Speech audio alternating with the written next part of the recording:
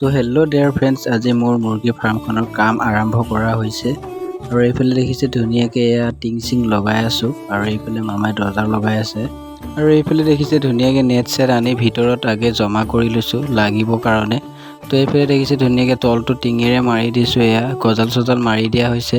আৰু এইফালে দৰ্জাখন লগাই হৈ গ'ল। আৰু এইখন দেখিছে টিংখন এইখন জেগাত দিবলগীয়া হৈ আছে, কাৰণ এই জেগাখনত কোনো বেৰ চেৰ নাই। তো এইফালে দৰ্জা মেলি ভিতৰলৈ সোমাই গ'লোঁ।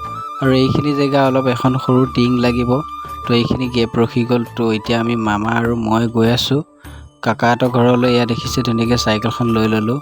আৰু এইফালে এতিয়া মামা ৰাস্তা পাৰ হ'ব লৈছে। আৰু এইফালে দেখিছে ধুনীয়াকৈ চাইকেলত এতিয়া মামা আৰু মই গৈ আছোঁ উঠি, তো টিং এখন আনিবৰ কাৰণে কাকাহঁতৰ ঘৰৰ পৰা। আৰু এয়া আহি পাই গ'লোহি এতিয়া আমি কাকাহঁতৰ ঘৰ। এয়া দেখিছে ধুনীয়াকৈ মামা এতিয়া টিং চাই আছে ল'বৰ কাৰণে। আৰু এইখন টিং লোৱা হৈ গ'ল। তো দেখিছে টিংখনো ডাঠ টিং হয় আৰু ভাল টিং হয়, এখন ৱেট আছে দেখিছে। চলা টিঙেই কিমান ৱেট হৈ গৈছে। তো এইফালে মামা এতিয়া আনি আছে আমাৰ ঘৰলৈ।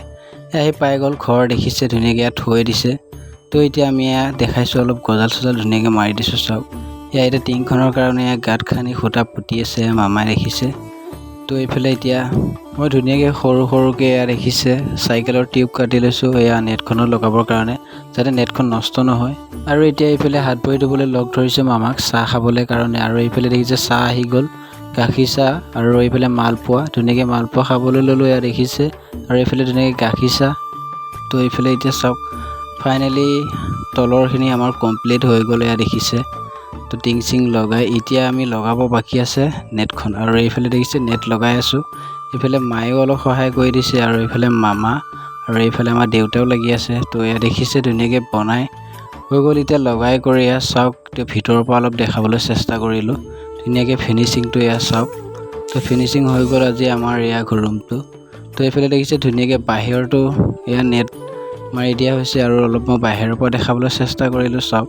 এইফালে চবফালে গোটেই ৰাউণ্ডটোৱে আপোনাৰ এনেকৈ নেট মাৰি দিয়া হৈছে, যাতে বাহিৰলৈ একো ওলাব নোৱাৰে আৰু ভিতৰত একো বেলেগ বস্তু সোমাব নোৱাৰে। তো এইফালে দেখিছে ধুনীয়াকৈ ফিনিচিংটো আমাৰ হৈ গ'ল এয়া লগাই কৰি। তো আজিলৈ বাই বাই, আকৌ লগ পাম নেক্সট এটা মিনি ব্লগত। Bye bye.